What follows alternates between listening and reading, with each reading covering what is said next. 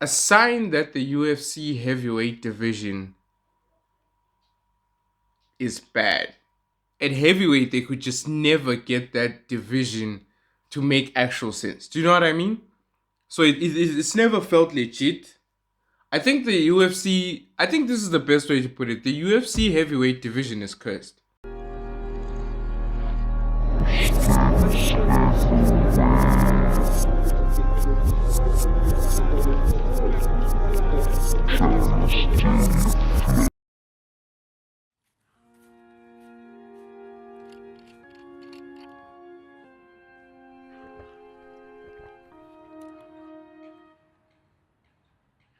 Hey everybody, welcome back to the reaction channel, and today we're going to be talking about UFC 321. I just want to urge you guys to like, subscribe, comment, so that you can check out future videos. I will be reacting to future main events and past main events. And in the back of my mind, I just wanted to address the beginning of this video by mentioning 321 as a sign that the UFC heavyweight division is bad. It's fucked up. It's not good. Maybe it's not cool. No, it's bad. It's just bad. I think the problem with the UFC is the heavyweight division. I'll go as far as to say that the heavyweight division is the sole reason why the UFC is not it's not the only recognized MMA organization in the world. It's not, and it just goes back to legitimacy, the history of MMA. If you actually know anything about the history of the heavyweight division in MMA, you will recognize Fyodor Emelianenko was the champion for a very long time, lineal at least, and for years they just couldn't get him to the UFC. So it was a situation where I felt like they improved a lot of the other divisions, and then they just sort of left him out, hoping that the heavyweight division would pick up the same storylines, luck, legitimacy as middleweight. Silver was legitimately the best, I think, middleweight at some point. And when we talk about light heavyweight, John Jones for sure. But like at heavyweight, they could just never get that division to make actual sense. Do you know what I mean? So it's never felt legit. I think the UFC, I think this is the best way to put it. The UFC heavyweight division is cursed. Something happened, and it just cursed the UFC heavyweight division for life. Because this last event, 321, should not have ended in a no contest. It's just supposed to legitimize Tom Aspinall's aspirations to be called a heavyweight champion. This was his opportunity, and then it ends in a no contest.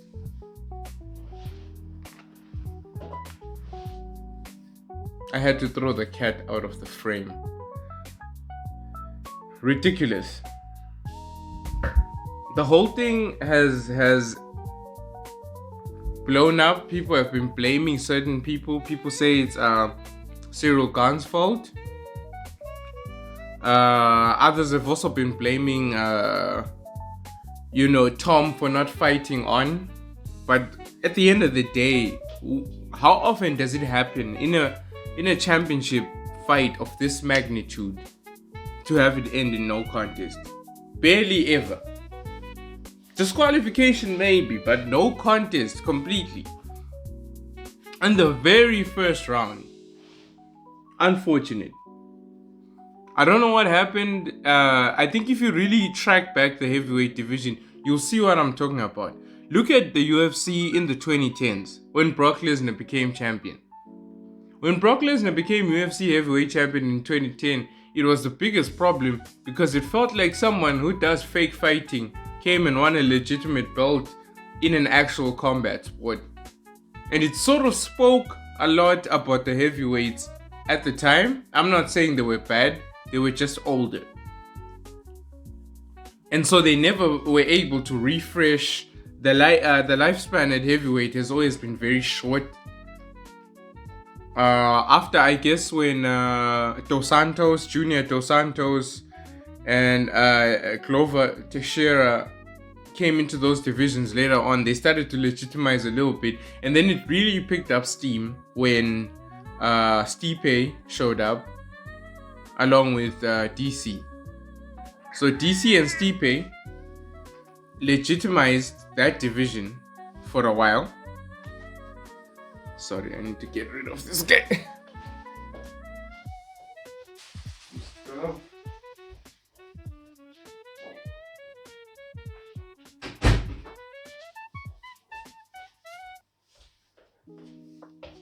My bad.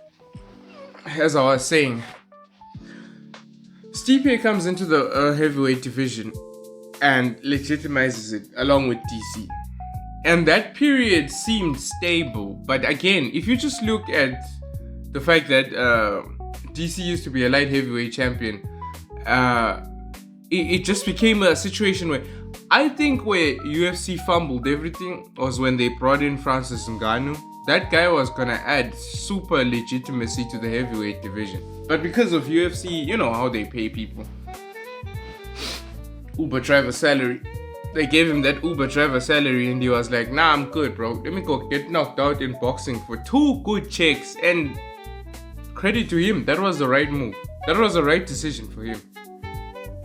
Because the way the heavyweight division has always been, there's a lot of stalls, there's a lot of, you fight once a year. You can't do that. You can't fight once a year and then feed your family and feed yourself. You see how big you are? You're over 200 pounds, my guy. So heavyweight has always been a point of contention. Me personally, I don't even really like the heavyweight division in the UFC. I don't really like UFC heavyweight fighting in general because it's not that exciting. The storylines don't match up. Every single name is just new, unrecognizable. There's no continuation. It starts and stops. We can say it's John Jones' fault, but if you actually track back before then, it was a situation where it was like that too. You have a champion reign for a little bit, he gets injured. Remember Cain Velasquez? Shame. So it's a whole thing where the UFC has literally been relying for the last 10 years, 20 years on the middleweight division and the light heavyweight division. All the other divisions are also pulling their weights. By the way, I do want to say, if you watch this video up to this point, please comment on the comment section down below and tell me what is your favorite division in the UFC. Let me know. I love welterweight, I love light heavyweight, I love middleweight. Middleweight's my favorite. And I think I'm also into bantamweight as well, with what Merab is doing. It's amazing. But all the other divisions need help. There's the division where Pantoja is champion. I don't remember what it's called, but it's like they're just not giving that guy enough credit. He's killing everyone. He's destroying everyone. There's some divisions where you know the number one contender more than you know the actual champion, and you're just like, what are they doing promo-wise? Look, don't sell to us. Don't convince me that this guy is the best. Sell to the fans that are those people's fans. Like, you know what I mean? Like, if you have a Russian fighter, convince the Russian people that this is that guy. That's your guy. He's your champion. Sell to him, make him look cool. The same way they make Pereira look cool for everyone. It's like, yeah, but we're trying to sell tickets. It doesn't matter. That's not the point. The point is to legitimize someone as an actual star. Especially if they're champion. They didn't do that for what was his name? Bilal Muhammad. Oh my god, everyone hated Bilal. Jesus Christ. It just goes down to, I don't know if people love Muslim fighters. They just be hating on Muslims all the time. They can't wait to find someone to just beat the hell out of him so that they can replace him with a new champion. And then that guy, does he get a title shot again? No. Ridiculous. Dana White privilege is real. But, whatever. I still love the UFC. I'm still gonna watch it, even with all the biases and everything. Let's check out this 321. So obviously the eye poke, Tom Aspinall, Cyril Gane ended in an eye poke. It doesn't always happen, but this is just a sign that the heavyweight division is cursed. Jan De Roba fought Mackenzie Dern, and Mackenzie Dern finally got her titles that she's worked so hard to get. Shout out to her. And it felt like the co-main event should have been the main event, to be honest. Umar beat Mario Batista, solidifying him in that category of he can challenge again. I don't know if he wants to fight Merab again, because last time he fought Merab, he made him look like a farmer. It was terrible. But it's one of those things where I think at bantamweight, no one's beating Merab, bro. Umar's the only hope. If there was anyone who can actually beat Merab, it's Umar. But I don't know after how long and what it would actually take. Because if he actually fights him again, he needs to beat him this time. Otherwise, there is no conversation for Umar versus Merab 3. After losing two bouts. That's not gonna happen. Alexander Volkov lost to Yalton Almeida. And the Brazilians, bro. Never fight a Brazilian. If there's one thing that I've learned in the UFC, if you get a fight with a Brazilian, just quit immediately. Send in your letter of resignation. Because these guys don't fuck around, bro. Alexander Rakic lost to Azamat Muzikhanov. And this is what I mean by... So Muzikhanov now has that. And he beat him by KO, by the way. So now Muzikhanov has this win. And what exactly are they going to do with him? Nothing. Promote him to their fan base. Trust me when I say this. The fan base will show up.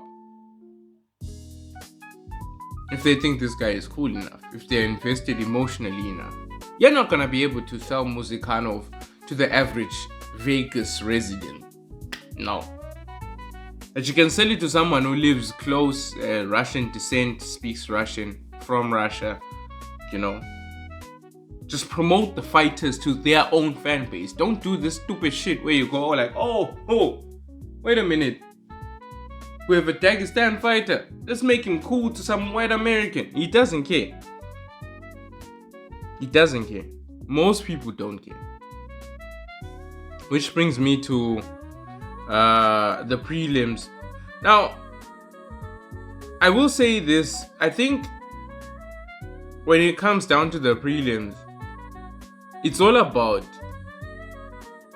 who are they going to try and sell in the future. Now, I'm more excited. 321 for me because of the main event was a massive disappointment. I don't know how if people feel exactly the same as I do, but I guess maybe I'm just alone in this.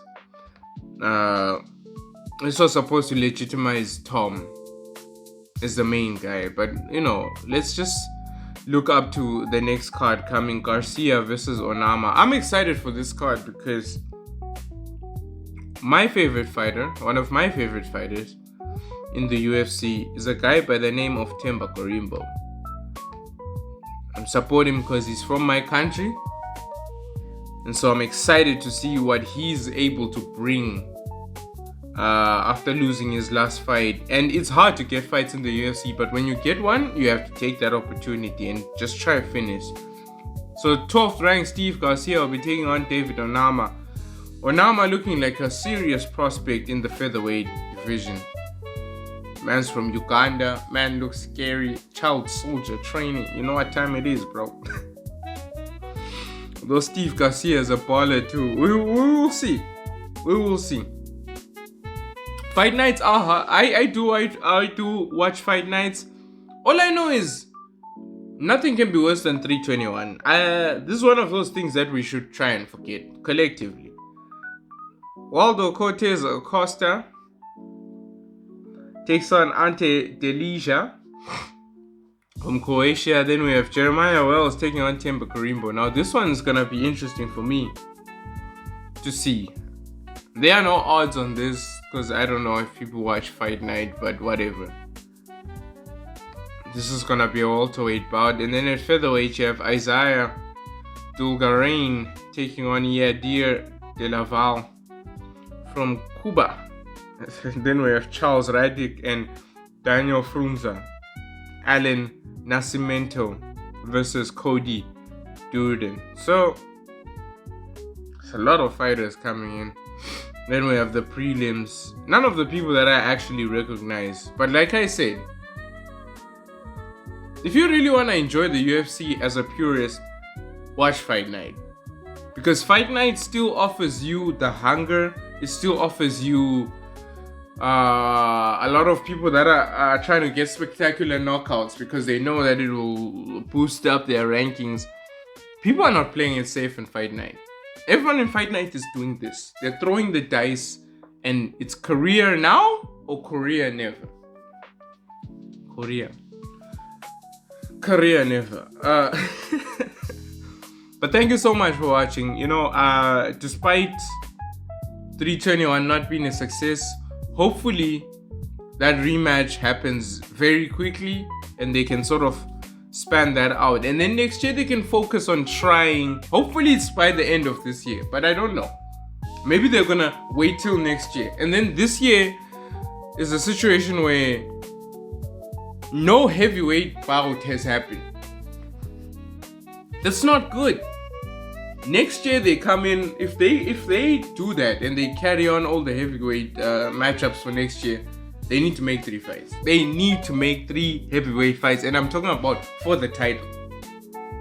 Because it's to legitimize the title differences, to obviously essentially wipe what John Jones did by not being active, and so on and so forth.